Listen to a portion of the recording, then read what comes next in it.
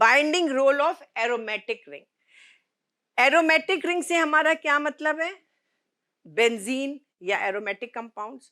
जो भी बेंजीन या एरोमेटिक कंपाउंड्स होते हैं दे आर हाइड्रोफोबिक, और we can say it will be a lipophilic. Benzene का होना क्यों जरूरी हम समझते हैं। हाइड्रोफोबिक मीन्स अगर इसमें हाइड्रोफोबिक ग्रुप होगा तो वो उस मेम्ब्रेन को क्रॉस कर जाएगा, और क्रॉस करने के बाद ये रिसेप्टर पे जुड़ जाएगा। तो ऑलमोस्ट ऑल ड्रग्स में हम जो है ये ऑर्गेनिक में एरोमेटिक रिंग्स जरूर रखते हैं। और यू कैन सी जो बेंजीन रिंग है, बेंजीन रिंग कैसा होता है? It is a planar molecule. ये देखिए प्लेनर मॉलिक्यूल है, हमारा पिंक कलर का रिसेप्टर है। हमने आपको शुरू में एक स्ट्रक्चर दिखाया था जहां पे पॉकेट वेकेंट था, और उसके अंदर जाके हमारी बेंजीन रिंग जुड़ गई थी।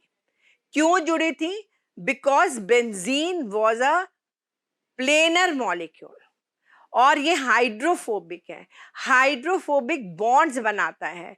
ये फ्लैट हाइड्रोफोबिक ये हमारा रीजन है और यहाँ पे अटैच हो गया। ऑन कॉन्ट्ररी अगर हम इसको देखें, साइक्लोहेक्सेन इसमें कोई डबल बॉन्ड नहीं है, और चूंकि डबल बॉन्ड नहीं है तो it is not a planar molecule. जब वो प्लेनर मॉलिक्यूल नहीं है, it can exist in the boat form. ये हमारा कौन सा है? Boat form. और चेयर फॉर्म, ये चेयर फॉर्म है।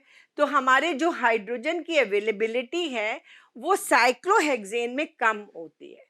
अब इसलिए जो हमारे एरोमेटिक होंगे, बेंजीन या बेंजीन के derivatives, they will be better use, they can increase the activity of the drug। और ड्रग क्या है? वही molecular structure which can either increase or decrease the biological activity, उसी को तो हम ड्रग कह रहे हैं। तो पहला ग्रुप हमने पढ़ा OH ग्रुप का, दूसरी बाइंडिंग करी हमने एरोमेटिक रिंग की, तीसरा जो हम पढ़ने जा रहे हैं that is the amino group. Amino group जिसको हम NH2 भी कहते हैं, राइट। अब एमिनो ग्रुप जो है, जो फंक्शनल ग्रुप है, ये it is present in many drugs because it also forms the hydrogen bonding. वैसी ही हाइड्रोजन बॉन्डिंग एसोसिएशन और हाइड्रोजन बॉन्डिंग डिसोसिएशन। क्यों? क्योंकि इसके नाइट्रोजन पे लोन पेयर ऑफ इलेक्ट्रॉन होता है which is readily available, therefore it prefer to be a hydrogen bonding association. अब ये हमारे प्राइमरी भी एमीन्स होते हैं, सेकेंडरी भी एमीन्स होते हैं, और टर्शरी भी एमीन्स होते हैं। यहाँ पे आप देखोगे कि कैसे इसमें फर्क पड़ रहा है। पहला एग्जाम्पल हमारा आता है primary amine, right. Primary amine में हमारे दो हाइड्रोजन हैं, हाइड्रोजन बॉन्डिंग डोनर दो हो गए, और lone pair of electron nitrogen पे है, इसलिए हमने वहां पे लिखा hydrogen bonding association. Secondary amine में हमारा एक रह जाता है, राइट। और हमारे जो टर्शरी एमीन है, टर्शरी एमीन में आके हमारा सिर्फ एक जुड़ा है, सेकेंडरी में दो जुड़ रहे हैं, प्राइमरी में तीन जुड़ रहे हैं, राइट। और यहाँ पे अभी हमने डोनर नहीं देखा। NH2 which is a functional group which is getting attached to the drug to have the association with the receptor. In the case primary, there will be 3-HBO.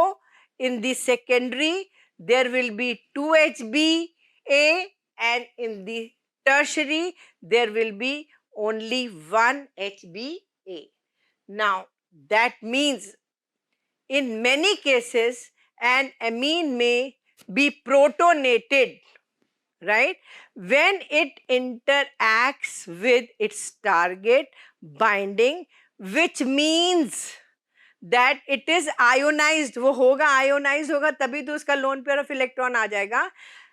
ionized and cannot act as a hydrogen bonding association। जैसे वो drug पे जा रहा है तो वो खत्म कर रहा है ये, however it can still act as a donor, right? So alternatively, a strong ionic interaction will be generated, right, with the receptor. यहाँ पे जो हमारा है alternatively a strong ionic interaction may take place with a carboxylate ion in the binding site. Carboxylate ion हमने आपको दिखाया था कि एक CO आ जाता है और उसमें हाइड्रोजन जाके जुड़ता है. Now this you can see from this diagram also. Tertiary में देखो एक हाइड्रोजन है तो एक HBD हो गया.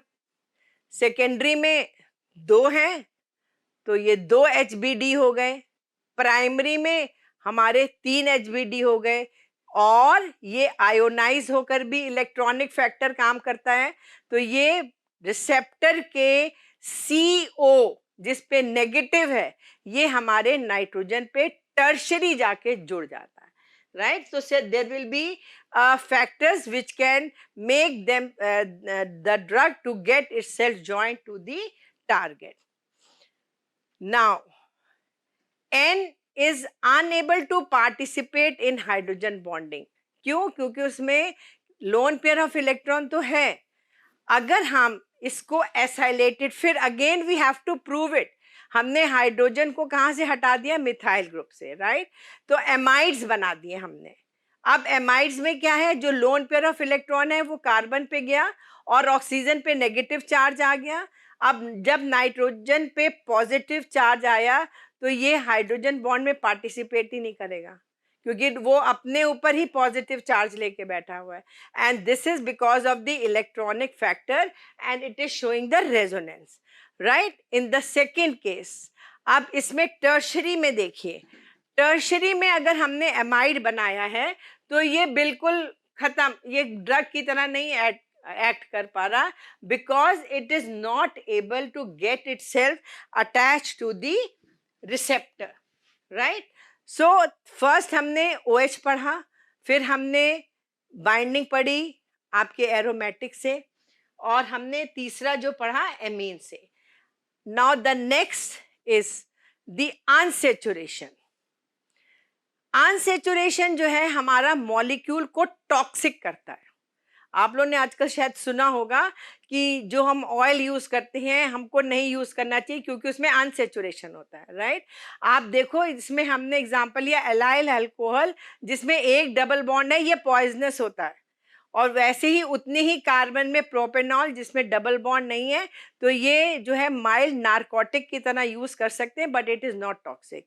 ये होता क्यों है? द मूवमेंट, हम डबल बॉन्ड को हटा देते हैं तो इसमें फ्लेक्सिबिलिटी बढ़ जाती है. डबल बॉन्ड होने से रिजिडिटी आ जाती है मॉलिक्यूल में, वो रोटेट नहीं कर सकता. दूसरा एग्जांपल हमने लिया है क्रोटेनो एल्डिहाइड जिसमें एक हमारा डबल बॉन्ड है और ये टॉक्सिक है, और दूसरा हमारा कंपाउंड जिसमें डबल बॉन्ड नहीं है वो टॉक्सिक नहीं है, it is a non toxic, right? So the effect of unsaturation is due to the, इससे टॉक्सिक जितना हम डबल बॉन्ड बढ़ाते जाएंगे मॉलिक्यूल हमारा टॉक्सिक होता जाएगा, और अगर हम हटा देंगे तो it will become a non toxic. ये दूसरा एग्जांपल आप देखो कैरावोन, इसमें डबल बॉन्ड 3 है तो it will be more toxic. In the case of methanol it will be less toxic. So ultimately we have come to the conclusion, हम लोगों ने SAR पढ़ा, रिसेप्टर पे हमारी ड्रग जा रही थी. शुरू कहाँ से करा था? हमने लीड कंपाउंड से. लीड कंपाउंड का हमने फार्माकोफोर देखा जो कि एक्टिविटी के लिए ज़रूरी था. उस फार्माकोर में हमने मॉडिफिकेशन करे to make an ideal drug which should be more effective and less toxic. Is it clear?